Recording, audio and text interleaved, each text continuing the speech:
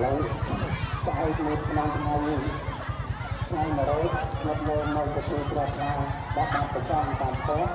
ពីចំដាក់ចិត្តលើណាប្រចាំមិនដឹងទៅទៅរដ្ឋបាលតាមភូមិ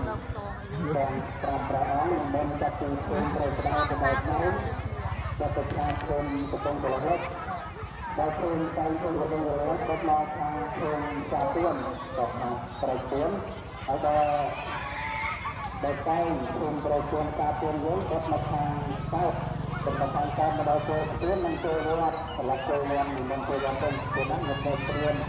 ประกาศแรงบนดิซ่าตะโดเชื่อในขณะที่มาได้ก็จะยืด